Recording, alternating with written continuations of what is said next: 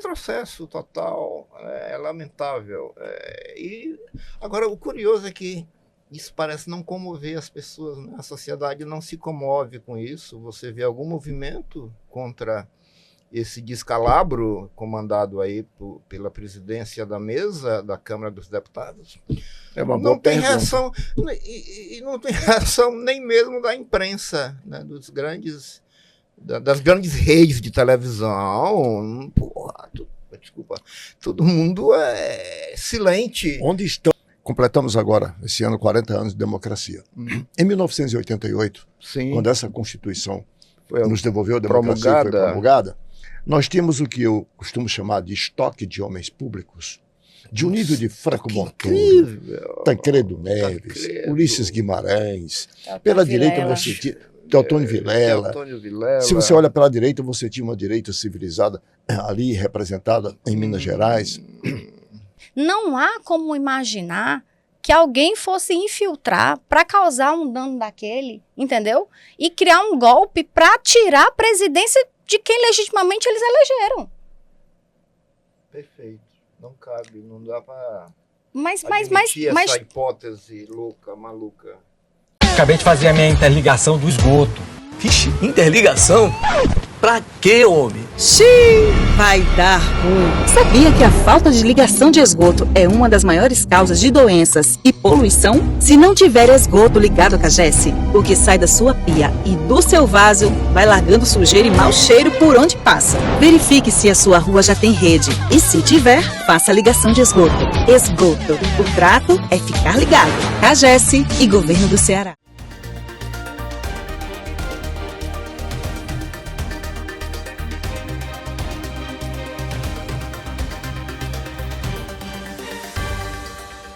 Olá! No último dia 15, comemoramos o Dia Internacional da Democracia. A data foi instituída pelas Nações Unidas com o objetivo de incentivar a plena participação da comunidade internacional, dos órgãos governamentais nacionais, da sociedade civil e dos indivíduos nos processos democráticos. Momento mais do que oportuno para fazer uma reflexão sobre o que representa a democracia em nosso país.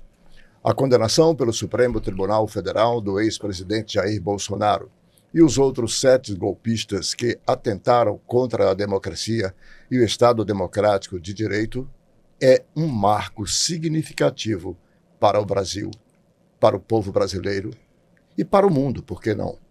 Pela primeira vez, militares de alta patente e um ex-presidente são condenados por golpe de Estado. Venceu a democracia e o Brasil. Mostrou sua soberania para o mundo. Por sua vez, o Supremo Tribunal Federal atuou como um verdadeiro guardião da democracia.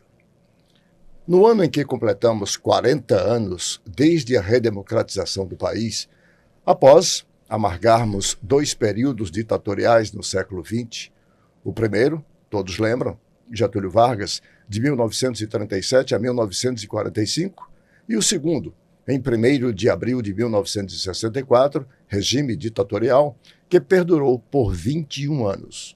Golpistas tiveram direito à ampla defesa, com julgamento transmitido ao vivo pela televisão e pelas redes sociais, sem corte para todo o Brasil.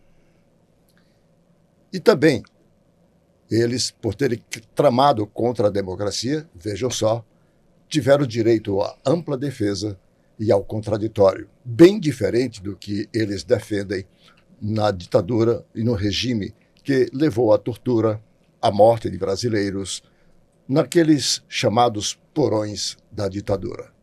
Passada uma semana do julgamento, o Observatório vai analisar todos os desdobramentos desse julgamento histórico que esperamos que sirva de exemplo para que tramas golpistas nunca mais fiquem na impunidade, como é da tradição malsã da política brasileira. Após a condenação, a extrema-direita se articula para tentar anistiar, pasmem, os envolvidos nos ataques de 8 de janeiro, beneficiando assim aqueles que planejaram impedir a posse do presidente eleito e tramaram a morte das autoridades mais importantes do país. Para fazer comigo uma análise e verificar todos os aspectos desses últimos acontecimentos, nós temos hoje aqui as presenças no Observatório da doutora Clara Petrola, advogada, especialista em direito eleitoral, cientista política, o meu colega jornalista Luiz Sérgio Santos, professor de jornalismo da Universidade Federal do Ceará, que vão comigo ajudar para você a gente analisar todos esses aspectos. Antes, porém, circulou um vídeo essa semana que me chamou muito a atenção e eu queria começar a discussão após nós assistirmos a esse vídeo. Vamos vê-lo. Houve um planejamento de golpe, mas nunca teve o golpe efetivamente. No Brasil, a lei diz o seguinte: se você planejar um assassinato, planejou tudo, mas não fez nada, não tentou, não é crime. O golpe não foi crime. Esse é nada mais, nada menos do que Valdemar Costa Neto, presidente do Partido Liberal, a qual se filiam parte daqueles que atentaram contra a democracia. Ele fez essa declaração. Houve o golpe, diferentemente do que a defesa de todos os implicados e processados, condenados, afirmaram, que admitem que houve a participação, o planejamento, apenas não houve a execução. Ele diz não, houve sim. Houve todo um planejamento, mas não se executou. Eu vou começar, claro, dá até vontade de rir, embora o assunto seja muito sério. Como você aqui é a nossa jurisconsulto na discussão, eu vou começar com você, com a devida vênia, Luiz Sérgio. Qual é a sua percepção? Que interpretação? Isso é ignorância? Isso é má vontade? Isso é atentado contra a inteligência coletiva, o que disse o presidente do PL? Com todo respeito, inicialmente gostaria de agradecer a participação, Arnaldo. É uma alegria, né, estar na companhia de duas pessoas, de dois seres tão brilhantes e em momento que a gente realmente pode compartilhar e divagar um pouco também. Eu acho que, não sei se é um problema cognitivo ou se é uma tentativa de manipulação de quem os escuta, porque existe uma diferença entre crime tentado, né, que eu acho que é o que ele tenta dizer, entre a tentativa e não consecução, o fracasso, né, e efetivamente a realização de um ato contra a democracia, que foi o que aconteceu. Se você me permite uma interrupção, veja, você viu a elegância dela? Total, eu estou impressionado não sabe se é um problema de cognição. Cognitivo, né? Eu teria logo entrado... É um problema cognitivo, em sim. Em outras palavras, ele padece de parcos recursos mentais.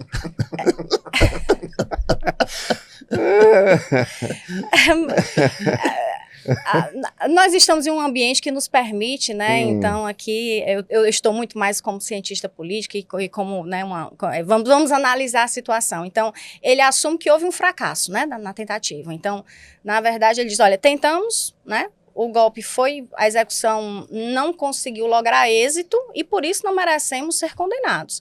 O que no direito ele não deve, não existe previsão para isso.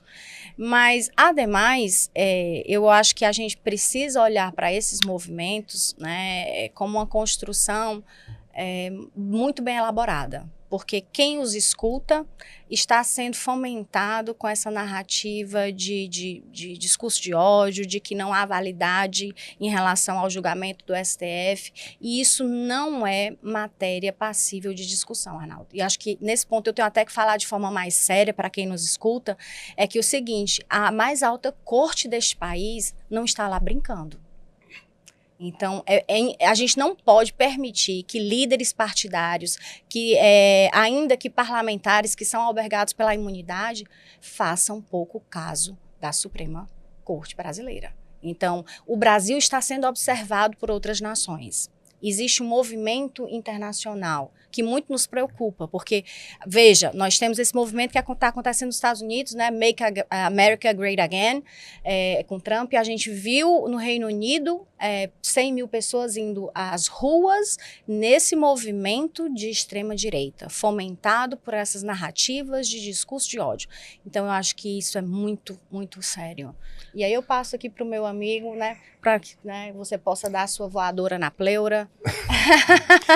Sérgio, você como eu, tem aí algumas décadas de jornalismo, você já Sim. ocupou, já chefiou as maiores redações de jornais aqui no estado do Ceará, correspondentes de outros veículos, tal. Tem uma experiência, portanto, eu diria, você como eu, nós somos observadores privilegiados da história política do Brasil. Sim. Eu queria, então, Sem ouvi-lo. dúvida. Divida com os nossos internautas a sua percepção sobre esse momento. Primeiro, Arnaldo, quero dizer que eu subscrevo ipsis literis a argumentação da doutora Clara, aqui do meu lado, brilhantíssima, né? E muito diplomática também na avaliação da cognição do ilustre dono de um partido, né? Ele é dono de partido, Sim, né? sim, Os partidos no Brasil, eles têm dono, né? Ainda que pequenos, precisam ser pequenos partidos e grandes negócios. O que eu vejo, Arnaldo, é uma depreciação da qualidade da classe política. No Brasil, que é o nosso caso, eu não vou levar para o plano internacional, mas a gente vê no plano internacional também a ascensão da direita. É um radicalismo, um divisionismo, né, uma secção fantástica. Mas no Brasil a gente lamenta muito que a nossa praia, a nossa terra, a gente vê que hoje nós não temos grandes políticos como Virgílio Távora, como Zé Martins Rodrigues, como Paes de Andrade, como Campos Mauro aí, que ainda está por aqui. Você traz à tona o assunto, se me permite, só para Sim. corroborar do teu raciocínio. Completamos agora, esse ano, 40 anos de democracia. Em 1988, Sim. quando essa Constituição Foi nos devolveu a democracia e foi promulgada, nós tínhamos o que eu costumo chamar de estoque de homens públicos, de um nível de Franco Montoro, incrível. Tancredo Neves, Tancredo. Ulisses Guimarães. Teotônio Pela direita Vilela. você tinha Teotônio Vilela. Teotônio Vilela. Se você olha pela direita, você tinha uma direita civilizada ali representada em Minas Gerais. Leonel Hoje, Brizola. Leonel Brizola, Leonel o Brizola. Lula. É De lá para cá, impressionante de o lá para cá. estoque. Você falou bem a palavra. Era o estoque. É um estoque, Era uma um reserva moral. Moral. Eram septuagenários, ou quase isso.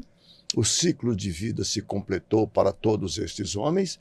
Nós, apesar de irmos votar agora pela 20ª vez, que voltamos a cada 2 anos, não fomos capazes de repor esse estoque. Sim, O que fizemos com o nosso voto? Sim. Isso é uma pergunta que nós devemos fazer a nós mesmos. perfeito. O que fizemos com o nosso Nós, voto? o eleitor é um avalista dessas bancadas, dessa má qualidade, né? Então, o que está acontecendo?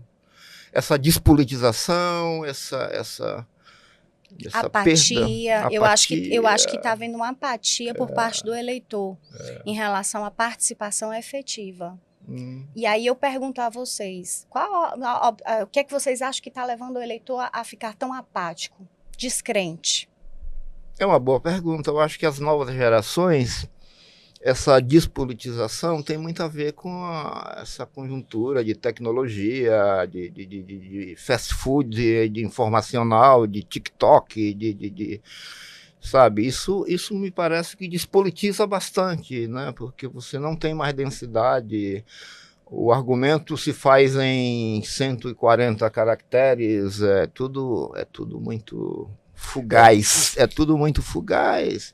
Eu acho que isso tem um impacto simbólico muito forte na construção do imaginário dessa nova geração. Esse jovem eleitor, ele já nasceu nessa época, que o Luiz Sérgio alude muito bem aqui, que é a época da tecnologia. Tem contra ele o fato de ele não ter conhecido essa política desta época, sobre a qual nos referíamos ainda há pouco, na Constituição. Não vivenciaram as nossas 2 últimas utopias, que era reconquistar a democracia e combater a inflação. Estabelecer um padrão monetário. Lembra? Sim, sim. Concomitantemente, nós vivíamos essas Direta 2 já, utopias. plano real. Isso, conquistamos as 2 e aí a coisa só verdade. piorou. É verdade. Então a gente lamenta, professora Clara, eu não tenho assim argumentos para explicar essa desconstrução simbólica, né, essa despolitização, essa alienação, essa secção de novas gerações em relação a realidade e também essa perda de referência, né? Um problema que eu vejo estrutural no Brasil é a nossa falta de memória. Quer dizer, sem memória não há história. Eu vejo esses movimentos de redesenho da memória como muito perigosos, porque mesmo o cidadão sendo de direita, como tem acontecido aqui no Brasil, não somente no Brasil, mas esse apagamento acaba impactando na perda de referência, seja de direita, seja de esquerda. É preciso termos que tenhamos referências. Eu não sei se vocês sabem de quem estou falando. Eu acho que, assim, revisitar alguns momentos históricos talvez levasse as pessoas, né, a quem nos escuta, a quem nos ouve, para começar a elaborar esse pensamento crítico, né? Porque a grande dificuldade é que quando eu, em sala de aula, eu me deparo com algumas circunstâncias, é que as pessoas querem sempre aquela coisa já digerida, facilitada, com 140 caracteres. E o pensar, ele enseja transgredir. Dói. Dói.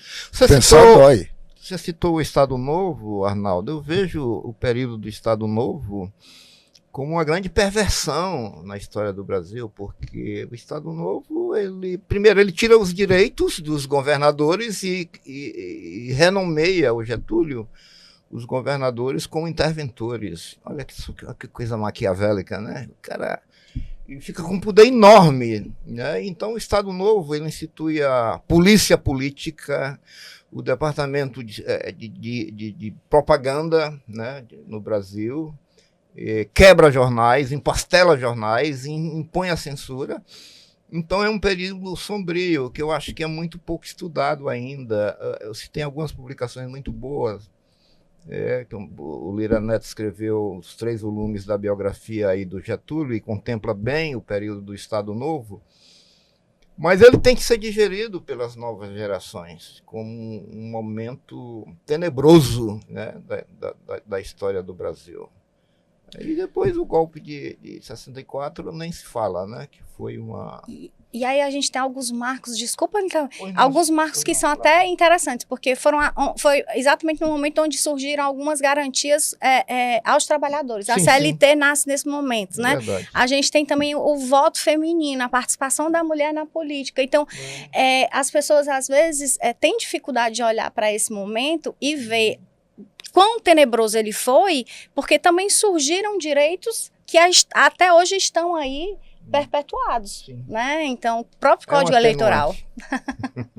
É um atenuante. A favor do caudilho Getúlio, que é um político genial, né? É um político genial, porque ele foi de A a Z nós estamos falando de ideológico, né? E não faz tanto. Se você olha para a história, não faz tanto tempo assim.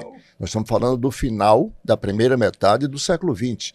Foi 1937 a 1945, esse período que vocês acabam de falar. Depois dá-se um salto e vem para o 1º de abril, né, de 1964, que vigiu até 1988. A questão do golpe de 64 é interessante, porque foi um movimento também da sociedade civil.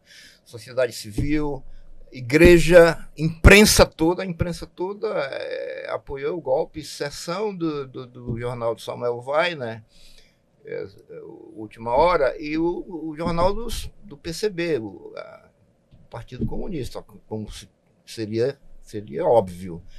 Mas foi um movimento pedido pela sociedade civil. Então, naquele momento, o Brasil também estava dividido totalmente, sendo que a maioria hegemônica era a sociedade civil e os militares, que aí sim, foi um golpe armado. Que foi o que foi tentado agora. Foi tentado agora. Foi feito o planejamento, foi um plano que não foi executado, como você bem disse. Mas os aprendizes, eu convencionei chamá-los de aprendizes de ditadores. Eles não lograram êxito, né? Porque o trabalho... Vamos combinar, eles são meio atrapalhados também. Por isso Por isso, para ser educado aqui, inspirado na doutora Clara, pela Não, facilidade. fiquem à vontade, porque eu estou aqui para aprender. Aqui, na diplomacia. Aí eu chamei de aprendizes. A vontade de dizer outra coisa, mas... Fique à vontade que o programa, inclusive, faça de conta que está em casa, no observatório, viu, Arnaldo? Eu diria, é um exército Brancaleone. E isso se mostrou também no próprio julgamento, né? Porque a gente não... Há de lembrar que no julgamento, os advogados que ali estiveram não eram advogados inexperientes. Tampouco advogados que não atuaram em grandes casos. Então, assim, a gente percebeu que houve uma estratégia jurídica um pouco conturbada, para não falar infeliz, porque existiu sim uma estratégia por parte da defesa do ex-presidente em atacar tão somente as provas, né? E aquela coisa, não vou usar uma estratégia fora do script. Mas, em compensação, os outros praticamente desmentiram as versões uns dos outros, então gerando quase que uma situação assim circense. Sim. Porque um dizia uma coisa, ele disse, mas a Carmen Lúcia, inclusive a ministra Carmen Lúcia, disse, mas o senhor está querendo dizer o quê? Porque, na verdade, né, refaça seu pensamento, refaça sua frase. Porque o senhor está dizendo que não teve golpe. Como é que você tentaram demover o presidente de realizar o golpe? Então, chega a ser pueril, ingênuo. Eu não sei se é um problema de cognição, se foi de estratégia, se foi uma questão de falta de tempo, né? Eu acredito que não. Não cabe amadorismo. Eu acho que foi um atentado à inteligência dos ministros que compõem a primeira turma, que compunham no dia do julgamento a primeira turma, e começa ainda, um atentado à inteligência coletiva, como eu disse, isso só para ser educado. Eu quero agora entrar no desdobramento disso. Essa conta é o ministro Fux, né? Ele terá que se explicar com a história. Mas houve, no período de julgamento, a imprensa noticia que o presidente da Câmara Federal, Hugo Mota, teria feito um acordo com os líderes da direita e com o próprio Bolsonaro, que apresentaria a chamada PEC da anistia. Depois de muitas idas e vindas, então se resolveu criar, até saiu uma expressão, uma anistia light, ou seja, uma anistia para aqueles que fizeram toda a depredação dos prédios públicos e estão hoje presos e condenados, aliás, foram os primeiros. Mas o Bolsonaro disse que não, só interessava a anistia se fosse para ele, anistia completa. E o Flávio Bolsonaro também se manifestou publicamente essa semana, dizendo que não aceita o texto light, porque é o que o Hugo Mota está prometendo fazer. Doutora Clara, eu preciso lhe perguntar, para que satisfaça a minha curiosidade também, a minha ignorância jurídica e certamente a curiosidade dos nossos internautas. É plausível, é razoável se falar de anistia depois de tudo isso pelo Congresso Nacional? A urgência está pautada para ser votada. Eu me senti agora abraçada e apertada à distância, né? Porque razoável é uma palavra que e bom senso, né? Se você perguntar para 10 pessoas, 9 vão dizer que possuem, e de forma criteriosamente objetiva, eu diria para você que falar em anistia é falar em impunidade, né? Diante de tudo que a gente viu. E eu acho que é importante a gente revisitar, inclusive, o 8 de janeiro, que está aí tão recente, né? Então, assim, as pessoas já esqueceram, porque como Brasília foi reconstruída, os prédios públicos foram reconstruídos e os objetos históricos foram reconstruídos, as pessoas já esqueceram do que aconteceu há 2 anos.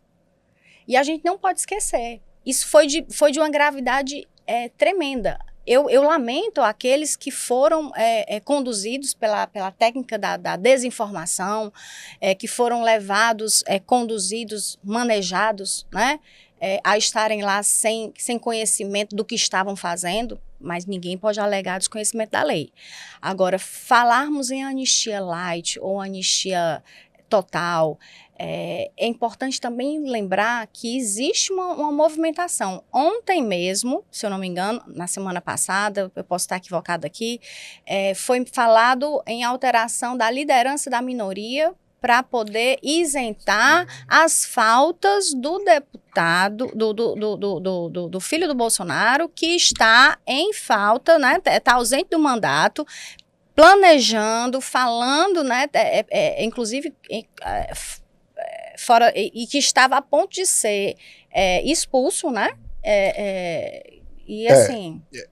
É o que eu chamei, a Câmara Federal, que a gente está muito focado ainda no resultado do julgamento do STF, e no ex-presidente, naqueles que compunham, quer dizer, o que se convencionou chamar, como diz, de organização criminosa, mas a Câmara Federal resolveu entrar no cenário da pior forma possível. Eu vou, inclusive, discutir isso com mais detalhadamente no segundo bloco. Eu quero ouvir o Luiz Sérgio sobre essa questão, porque tem blindagem, daqui a pouco nós vamos discutir no segundo bloco, tem anistia, que está pautada para ser o seu regime de urgência aprovado, mas já tem uma terceira versão também, redução de pena. Por acaso o Congresso pode apresentar redução de pena? Redução de pena, quem vai reduzir ou não é o STF, se entender que em algum momento uma contra-argumentação da defesa, quer dizer, apresentou dados muito concretos, muito objetivos, que leva a uma revisão, e isso faz parte do direito. Mas o Congresso aprovar uma lei, então ele vai determinar qual é, não, apenas mais 27 dias não, vai ser só 7. Luiz Sérgio Santos, o que te parece? É loucura, é um cenário terrível, porque a liderança da Câmara, esse rapaz que está aí, que seria a renovação, né? E é um desastre total, é o pior da política, é um reacionário de direita, legislando em causa própria. Aliás, toda a bancada do Congresso legislando em causa própria. E é retrocesso total, é lamentável. E agora, o curioso é que isso parece não comover as pessoas, né? A sociedade não se comove com isso. Você vê algum movimento contra esse descalabro comandado aí pela presidência da mesa da Câmara dos Deputados? É uma boa pergunta. Reação, e não tem reação nem mesmo da imprensa, né? Das grandes redes de televisão. Porra, desculpa, todo mundo é silente. Onde estão? Em relação a isso, nós não temos mais os grandes comentaristas que vão ao encontro. Não diga isso. Não cometa essa injustiça. A Globo News está cheio de analistas. Ave Maria, é um desastre. É lamentável, né? Aquela bancada da Globo News. Cadê os indignados? Saudade do Paulo Francis. Cadê os indignados da nossa própria imprensa? Cadê os indignados da cidadania mesmo, né, da sociedade civil? Não tem a OAB é silente, a OAB conivente. Desculpa, doutora Clara. Foi mal. Eu aqui não estou como representante da UAB, então mas nós não temos mas é verdade. mais... hoje, basicamente, que eu vejo um crítico desses cenários tenebrosos, é basicamente o Hélio Gaspari, mas às vezes um no cravo, outro na ferradura. Você sabe quem está fazendo falta a propósito do que você trouxe aí agora? Boixá. Boixá está fazendo falta. Boixá. E Boixá e também o nosso Pato Rouco, o Boris Casoy, das antigas, não de hoje, mas das antigas. Né? O Boixá está fazendo uma falta terrível. Muito. Ele não tinha papas na língua, né? Ele realmente... E sabia o que dizia. Sabia o que dizia, argumentava bem. Argumentava muito bem. Agora, esse cenário agora que você desenhou da Câmara, legislando em causa própria, é terrível, é horroroso. É da gente... É sem adjetivos. Aliás, os adjetivos que cabem eu não posso falar aqui, porque o programa... Vai ser o programa é familiar, de família, né, Arnaldo? Hoje está ótimo. Eu vou fazer... Nós estamos já nos encaminhando para o final do primeiro bloco, eu vou só dar uma nota de utilidade pública aqui, que é sobre o encontro internacional promovido pela Companhia de Água e Esgoto do Ceará, a CAGES, com o apoio da Federação das Indústrias do Estado do Ceará, a FIEC, que discutiu as rotas para o aproveitamento sustentável da salmoura, que será gerada por plantas de dessalinização a partir da construção da planta de dessalinização aqui em Fortaleza, ali na Praia do Futuro, que a CAGES está para iniciar a sua construção. A iniciativa ganha relevância frente ao avanço do projeto da Dessal do Ceará, que irá ampliar a oferta de água para toda a região metropolitana. Qual é a ideia? É aproveitar o rejeito, depois da água dessalinizada, e produzir, a partir daquela salmoura, energia, várias tecnologias, para que a própria indústria possa se beneficiar. Foi um encontro... Sustentabilidade assim, total, sobretudo nessa área de energia. A gente vai fazer o primeiro intervalo e quando voltarmos nós vamos colocar aqui no ar a PEC da blindagem. Um instante só.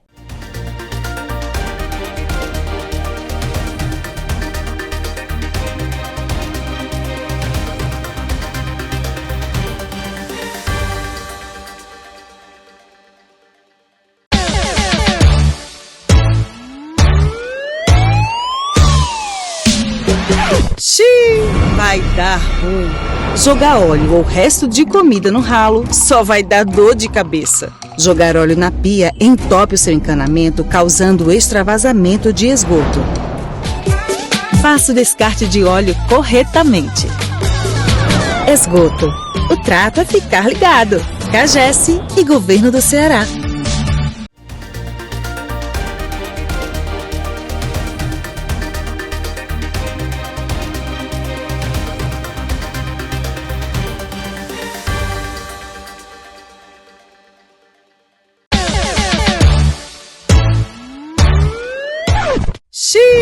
Vai dar ruim.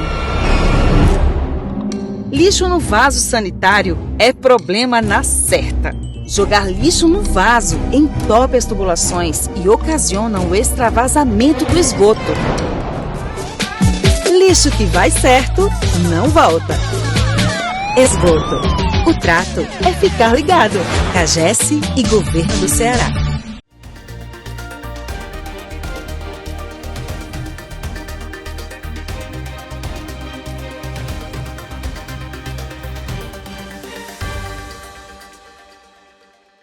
Estamos de volta com o Observatório, hoje com as participações do jornalista e professor Luiz Sérgio Santos, ela também professora, cientista política e advogada Clara Petrola. Estamos discutindo, obviamente, que a repercussão de todos esses últimos acontecimentos, a extensão do contexto que nós estamos vivenciando, e eu queria colocar agora uma pauta para ouvi-los, não menos importante do que essa que nós estamos falamos todo o primeiro bloco. Na noite da última terça-feira, a Câmara dos Deputados aprovou em primeira discussão uma PEC, chamada de PEC da blindagem. Por conta e risco meu, PEC da bandidagem.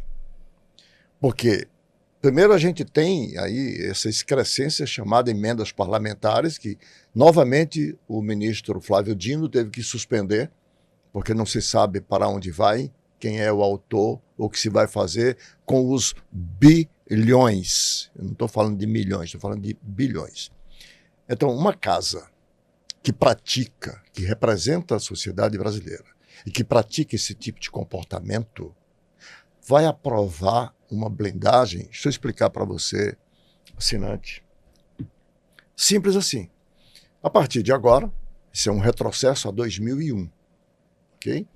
Um deputado só será investigado, processado e julgado, condenado ou absolvido, mas julgado pelo STF, já que eles têm o chamado foro privilegiado, se a Câmara Federal disser, ok, pode investigar, tá bom? Mas tem mais, não para por aí. A Câmara terá o direito de fazer isto por maioria simples, portanto, por apenas 251 votos, e não os 2/3 qualificados dos 513, que são 308, poderá fazer por maioria simples, e voto secreto, não mais o voto aberto, como tem sido da tradição da política. Tá bom ou querem mais? Isso é ou não é uma PEC da bandidagem?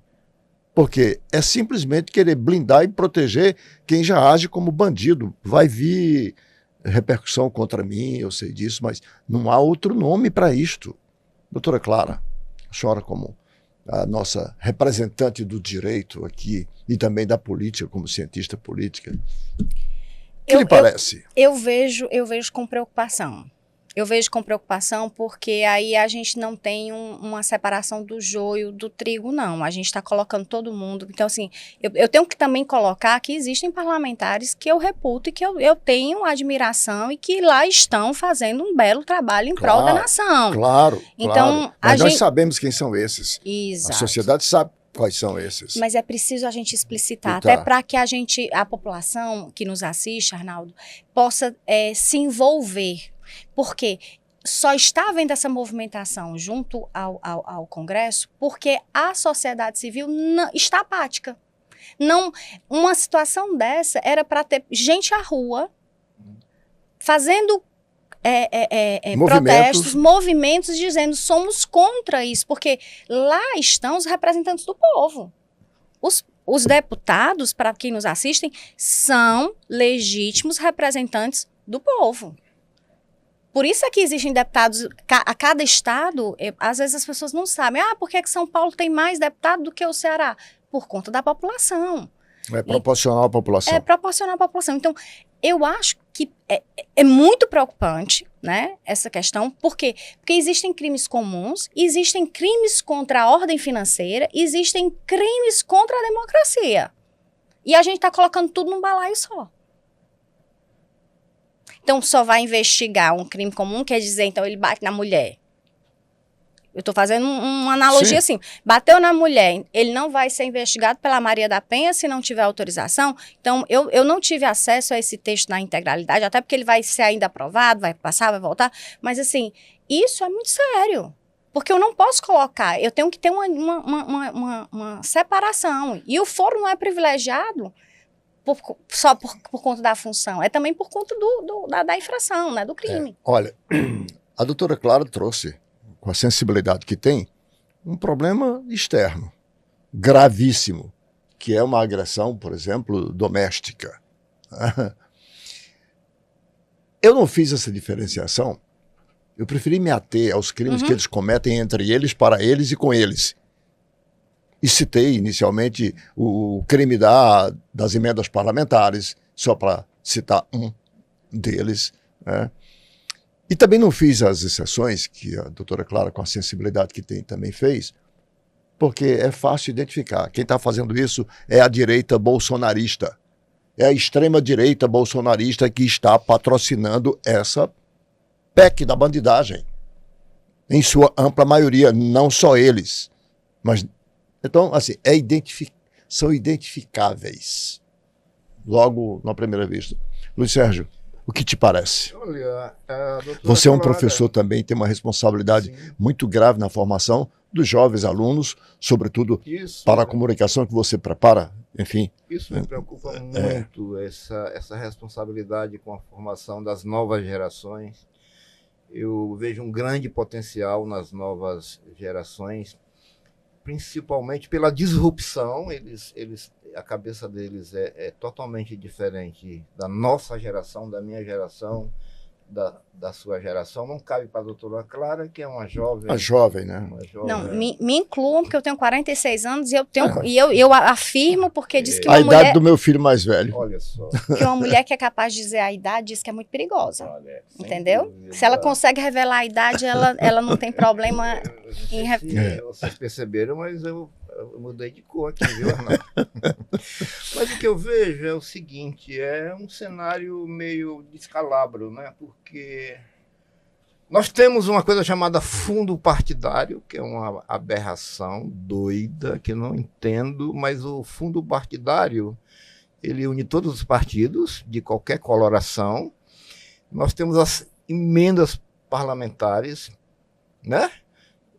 O dinheiro que sai pelo ralo aí, sem prestação de conta. Nós temos uma coisa... Está aí o fundo partidário, se você me permite, pagando altos salários para Bolsonaro condenado e preso, sim. Michele Bolsonaro condenado e preso, e tantos outros. Está aí, fundo partidário. O fundo partidário é uma unanimidade. Ele une o PSOL até qual o partido de direita, PL, o escambau. E nós temos também uma coisa que eu acho incrível, que é o cartão corporativo. Você gostaria de um cartão corporativo, Arnaldo? Sempre. Não presta contas para ninguém, torra o dinheiro. E, rapaz, doutora, me socorra. Eu não vejo saída para esse buraco que nós estamos entrando. Como tudo que está ruim pode piorar, deixa eu piorar um pouquinho mais. Vai piorar. O texto diz assim. É a primeira lei de Murphy, né? Se vai dar certo. O texto diz assim, e diz com ênfase, achando que é grande coisa. O Congresso terá até 90 dias para decidir se permite ou não processar o parlamentar. Até 90 dias. Por que, cara pálida? Quando vocês querem, vocês aprovam uma urgência em 2 horas. Em 90 dias, quantos crimes esse mesmo parlamentar vai cometendo? Então, eu não sei. É surreal, não é, Arnaldo? Chama aí o Milo Fernandes para desenhar essa coisa surreal. Chama aí aquele grande pintor espanhol do bigodinho. Picasso? Salvador Dalí. O Dalí Salvador. surreal. É um cenário surreal. Eu acabei de me lembrar de Flor de Lis. Sim, Flor de Lis, adaptada. E aí a gente tem a situação Flor de Lis é dressed to kill, é vestida para matar. Então, assim, será que eles vão querer retroagir isso aí e beneficiar? Então, a gente está brincando aqui, como jurista, eu não posso brincar com essa questão, mas 90 dias para decidir ou não, me lembrou uma situação, Arnaldo, que eu vivenciei conversando com um coronel da polícia. Ele disse que foi, em determinado momento, me desculpem a digressão, ele estava tendo um caso com uma mulher casada. E era uma patente, na época ele era sargento e era um coronel, então era a patente maior que a dele, então já era um fato terrível. E ele disse que o rapaz descobriu, o coronel descobriu e ligou para ele. Ele disse, quando a gente tem uma situação dessa, tudo que você precisa é ganhar tempo. É o protelatório, né? Que é muito comum no direito, né? Ação eu estou errado, eu tenho que ganhar tempo, né? Então, esses 90 dias, vamos ganhar tempo, né, para decidir, né? É o ganhar tempo. Mas o ganhar tempo na justiça faz parte dessa tradição malsã. Estou chamando de malsã para ser educado aqui com a audiência. Né? Ação protelatória, que é muito comum. Isso, que por isso a gente perdeu muito do crédito da justiça, porque diz que é muito lenta e tal, blá. Mas no Congresso não. Repito, eles aprovam em 2 horas uma medida de urgência que sequer tramita pelas comunicações e aprovam na mesma noite. Aí agora, porque se trata de abrir um processo, permitir, olha até onde nós chegamos. Numa sociedade autorizar, moderna, né? Autorizar, ou seja, nós temos hoje então, e cadê a igualdade perante a lei? Cadê a isonomia que todo cidadão brasileiro tem perante a lei? Está se criando um cidadão não, um bandido de primeira classe. Eu acho que eu vou pedir para o professor Luiz Sérgio falar aqui sobre o jabuti, porque eu acho que quem nos escuta não se lembra da história do jabuti numa árvore, né? Sim. Que acontece também com dessas PECs, né? Eu vou deixar para você contar a história aí. Mas o jabuti chega no topo da árvore é porque ele usou paraquedas. Ninguém colocou o jabuti lá em cima. Que é muito comum, né? A gente está rindo aqui. Essa metáfora é muito boa, professora Clara. A gente está rindo aqui é porque o descalabro é tão grande, o cinismo é tão grande, sabe? O desrespeito é tão grande com a sociedade brasileira. Aqui essa Câmara diz representar, é uma das representações piores da história da democracia, é essa que está aí, com tudo isso que está acontecendo. E o Ulisses Guimarães sabiamente dizia assim, espere pela próxima, você vai ver como é pior ainda, né? Por isso a gente ri, para poder a gente digerir esse escárnio. Porque se está criando uma casta de primeira classe, nessa ninguém toca, tá? E deixando o cidadão assim. Vamos lá. Acima da lei, mas com todas as suspeitas, né? Não acima de qualquer suspeita, né? Aliás, nós que estudamos a sociologia política, a ciência política, sabemos, aprendendo nos manuais, logo no início, que o legislador, ele faz a lei para os outros cumprirem. É da tradição, né? Não é para ele cumprir. Então... E o James Madison, lá no Federalista, ele já dizia, né, que vem aquela citação que eu adoro, que os homens não são anjos. E por não serem anjos, é que a gente precisa criar leis que os controle. E é preciso criar leis para controlar o controle. Então, assim, toda a nossa estrutura, ela é baseada nessa questão, né, de que nós não somos anjos. Mas daí a nós sermos também seres infernais, eu acho que a gente passa por um processo ético. Vamos piorar um pouco mais. Hoje eu estou para piorar o que já está ruim. Por manobra... Eu vou cuidar minha diplomacia. A segunda lei de Murphy, se algo deu errado, dará errado novamente. Também, na última terça-feira,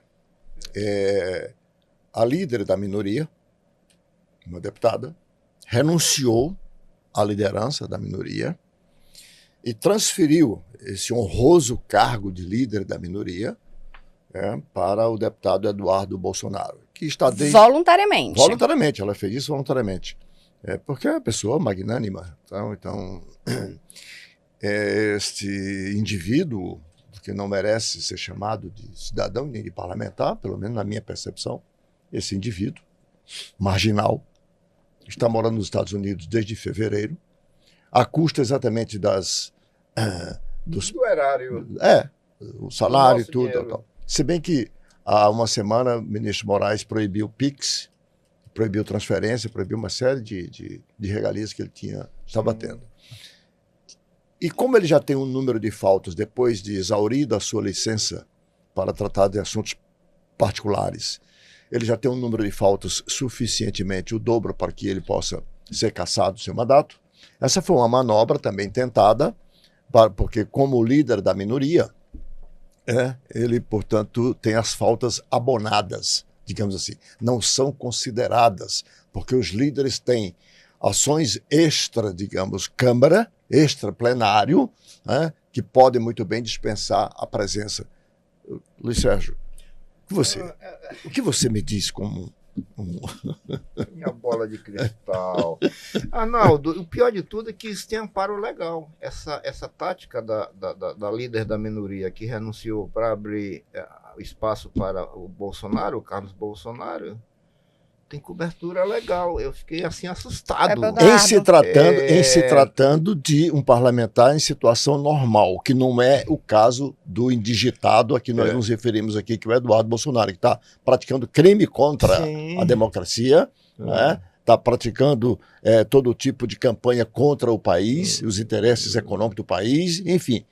Não é o caso. Se fosse um líder aqui participando e tal... isso não são... Eu quero ouvir a doutora Clara, porque até onde eu alcanço via noticiário, eu não sei se é credibilizado, essa ação teria amparo legal dentro do regimento da casa. Confere, doutora. É exatamente isso. Existe a previsão... Que é uma aberração, obviamente. Do regimento. E, assim, o único questionamento que a gente poderia colocar mas então, para ele assumir a liderança, será que ele não deveria estar presente, né? Então, pelo menos isso, vir ao Brasil para assumir a sua liderança, né? O que ele não fez. E os fatos que aqui estão sendo narrados são de amplo conhecimento e estão sendo divulgados em redes sociais. Então, assim, não são coisas, não são ilações ou são conjecturas nossas aqui. Ele vem divulgando que ele tem se reunido com o governo norte-americano, buscando intervenção estadunidense no Brasil, querendo provocar tarifaços em mercadorias e outras coisas mais para provocar, inclusive, alteração de julgamento da Suprema Corte, né? e uma implicação em anistia. Então, o que a gente está comentando aqui está tudo amparado e provado. São fatos. São fatos comprovados. Porque quando se fala do 8 de janeiro, é uma coisa que também me preocupa. Uma narrativa tem sido criada de que ali foi feito por pessoas da esquerda que estariam infiltrados. E muitas pessoas acreditam nessa narrativa. Sim. Então, eu acho que esse programa ele tem esse viés também de trazer essa percepção, esse pensamento, esse desenvolvimento crítico, professor. Sim. Que é o seguinte, não há como imaginar que alguém fosse infiltrar para causar um dano daquele, entendeu? E criar um golpe para tirar a presidência de quem legitimamente eles elegeram. Perfeito. Não cabe, não dá para mas essa hipótese louca, maluca. Não tem como admitir isso. Tem um único raciocínio que eu consigo assim, isso não justifica. Como o Eduardo teve a ração dele cortada, ele obrigatoriamente não terá como se manter fora do país, lá nos Estados Unidos. A menos que o Trump seja tão amigo dele que vai, então, lhe bancar. Né? Vai lhe dar um emprego e tal. Ele terá que voltar agora, porque senão ele vai morrer de inanição. Os bens foram bloqueados, os recursos foram, quer dizer, cessados, ele não pode fazer transação bancária, nem receber, nem enviar, porque o pai dele, ainda recentemente antes do processo, disse que tinha a última remessa foi de R$2 milhões para ele poder se manter lá nos Estados Unidos. E olha que o padrão, como é que é. Então, essa tentativa é porque ele vai ser obrigado a voltar. Aí já se renunciou logo, já o isenta da comissão ética agora pelas faltas de agora. Uma vez retornando, ele estaria, portanto, amparado, legitimado, né, com o seu mandato. Acho que deve ser isso, Luiz Sérgio. É uma hipótese, provavelmente sim. Agora você lembrou bem, a asfixia financeira, ele vai ter que ou virar churrasqueiro, que ele disse que sabe fazer um hambúrguer muito bom. Não, olha, peraí. Esse foi o requisito que o pai dele apresentou para que ele fosse indicado embaixador do Brasil em Washington, porque ele sabia assar hambúrguer, que foi o período que ele morou lá. O barbecue, vamos repor. O barbecue americano. Ele vai ter que voltar para o Brasil, porque não tem plano B. Nesse caso aí, não tem plano B. Né? Então, qual será o futuro desse cidadão? O que eu vejo é que essa tática da líder da minoria é uma tática bem interessante. Orientada por quem conhece o regimento. Por quem conhece o regimento. Sim. Alguém foi beber no regimento e disse, pô, tem essa brecha aqui. Então, como a casa vive buscando brechas no regimento, então essa aí foi uma ação de direita que pode acabar dando bom resultado para o rapaz. Nós já nos encaminhamos para o final do programa. Eu quero colocar aqui um outro assunto para vocês comentarem rapidamente, que para mim é o que há de pior nessa perda de qualidade da política e nessa escalada da direita no mundo.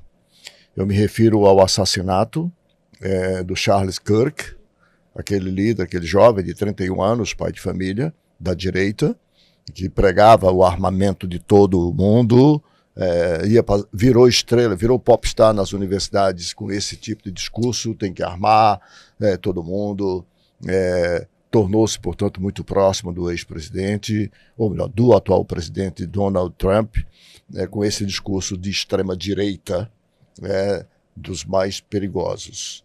E houve, obviamente, que vários comentários, para mim, fora de propósito, de alguém comemorando, vibrando, não se vibra com a morte de ninguém, por piores que sejam as ideias das pessoas. Quero deixar bem claro que aqui a gente não corrobora desse tipo, isso é muito ruim, mas eu quero colocar para vocês uma versão que eu não vi nem na imprensa americana e nem na imprensa brasileira. Fica todo mundo culpando o jovem lá, que era pacato, e que, portanto, mas também tão radical quanto, que por isso atirou e tirou a vida do pai de família. E eu queria colocar para vocês uma outra perspectiva para se olhar. Eu tenho dito que o Trump, com as suas atitudes, ele vai fazer recrudescer algo que os americanos já estavam livres há algum tempo, que eram os atentados. Os americanos, lembremos do 8 de setembro, depois disso as coisas acalmam a hora e tal. O Trump, com essas atitudes, eu tenho dito isso, ele vai fazer recrudescer os atentados e quem vai pagar com a vida é o povo americano, que nada tem a ver com essa política de perseguição de imigrantes, enfim, esse empobrecimento que ele está promovendo lá nos Estados Unidos. Esse assassinato desse seu aliado, ex-aliado, não lhes parece que cabe uma responsabilidade exatamente sobre essa postura do presidente Luiz Sérgio? É um bom argumento, excelente argumento, Arnaldo. Primeiro, a sociedade americana está totalmente dividida, cada vez mais dividida. É uma sociedade armada, o porte de arma na maioria dos estados americanos é livre. Você se arma, o governo estimula esse armamento. Estados como o Texas é um estado totalmente armado, tem pena de morte, Flórida tem pena de morte. Então, a sociedade separada. E esse acirramento ele vai ficar muito mais grave, porque a política extremista do Trump estimula isso, estimula essa belicosidade. Não é? Então, e os Estados Unidos têm uma tradição de matar presidentes. Matou o Lincoln, matou o Kennedy, atentou contra o Reagan, contra o próprio Trump, que foi objeto de uma tentativa. Então, vai haver um acirramento, né? Essa política externa do Trump em relação à Ásia, à Europa, ao Oriente Médio, é uma loucura, uma política de acirramento. A América do Sul e mesmo. Nos bastidores de tudo isso, é o país que mais vende armas no mundo. Então, a América, ela arma o mundo todo. Então, é preciso ter o quê? Ter mercado. E qual é o mercado? São as guerras. A guerra cria consumo para a belicosidade e beneficia o Estado americano. E vou falar sobre o outro ponto que a gente tem discutido muito pouco, é que a grande discussão sobre o PIX, né, brasileiro, e sobre a questão da não utilização dos cartões que são americanos, tem movimentado muitos bastidores da política internacional, exatamente pelas transações de switch, que a gente pode depois conversar sobre isso, porque você é um entendedor, que quem sabe de economia é o nosso businessman. Né? Então, eu estou só puxando o ganchinho, que eu acho que tem matéria aí interessante para a gente conversar sobre o que realmente está motivando, porque eu acho que é dinheiro, entendeu? É comércio e é conquista de territórios. É como se nós estivéssemos naquele joguinho War, né? A doutora lembrou bem, o PIX desorganiza todo o mercado em relação às transações, porque ele não é tributado. Ele não desorganiza, ele tira dos agiotas oficiais né, o direito que eles tiveram a vida inteira de nos cobrar as taxas escorchantes que cobravam, tá? E agora se faz essas transações sem precisar pagar. Põe em xeque economias hegemônicas como a economia americana, que tem a moeda que faz a grande mediação de todos os negócios no mundo. Né? Eu deixei para o final um vídeo que eu vou exibir agora, que é bem interessante. Dessa forma não me contraditória. Diga que é o Roberto Jefferson agora. Dessa forma contraditória do momento que nós estamos vivendo aqui. É o Malafaia? Por esse acirramento. Não, não vou tirar o impacto. Eu vou só fazer mais uma nota de utilidade pública aqui, também sobre a CAGES, que ela segue investindo em novas tecnologias para garantir cada vez mais a qualidade do abastecimento de água no estado. E entre as soluções adotadas está o Data Logger, que é um equipamento moderno que registra de forma automática e contínua a pressão hidráulica na rede de distribuição. Isso vai, inclusive, colaborar diretamente para a redução das perdas, porque você evita os rompimentos das adutoras, que comumente acontece, fica derramando água, aí tal. Então, a CAGES cada vez mais se modernizando, se atualizando na sua gestão para poder oferecer o melhor serviço. Quando se aprovou Em alguns discursos na Câmara Federal, muito acirrados, e que se aprovou a utilização do monitoramento por tornozeleira eletrônica, que se aprovou, quer dizer, a ideia de humanização dos presídios para tratar aqueles que estão presos com dignidade. Os indignados bolsonaristas, inclusive da própria família, fizeram discursos os mais vários, acirrados, sequencialmente, né? Um desses discursos, eu vou exibir uma pequena parte aqui agora, que é muito da nossa cultura, o feitiço contra o feiticeiro. Vamos então assistir?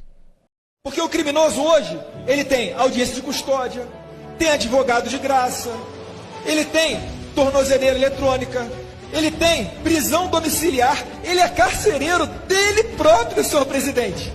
Você tenta explicar isso no exterior, o gringo não entende como é que isso funciona. Bom, vocês viram aí a ironia, né? O mesmo Eduardo Bolsonaro, que está lá nos Estados Unidos fazendo toda a patifaria que está fazendo contra o país, se insurgindo contra a tornozeleira eletrônica, sobre o tratamento humanitário que deve ser dado aos encarcerados. Ele faz uma ironia de como é que pode prisão domiciliar, que coisa mais absurda, o cara vai ser carcereiro dele mesmo. O pai dele está onde? O pai dele está usando o quê? Eu queria terminar com essa pérola, Luiz Sérgio. Passa a bola para a doutora Clara, aqui, minha colega aqui do lado. Eu acho que não chega nem a ser um ato falho, é uma ironia mesmo. Um adjetivo o feitiço melhor, contra o feiticeiro mesmo. É o feitiço contra o feiticeiro. Isso revela bem a natureza, né, da cognitiva, obrigado pelo cognitivo, do Eduardo Bolsonaro e do próprio pai, né? Eu vou ser um pouco mais curta no meu comentário, vou dizer que eu me lembrei da minha mãe dizendo que a língua é o chicote das nádegas, entendeu? Então, eu acho que vem bem a calhar. Bom. Mais eficaz, definição mais eficaz, eu não 100% cearense, né? 100% cearense. Tenho muito orgulho de ter DNA do Mandacaru. Nem dou encosto, nem sombra para quem não presta. Eita!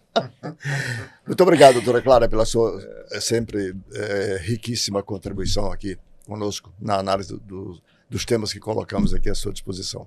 Eu que agradeço, Arnaldo, muito obrigado pelo convite.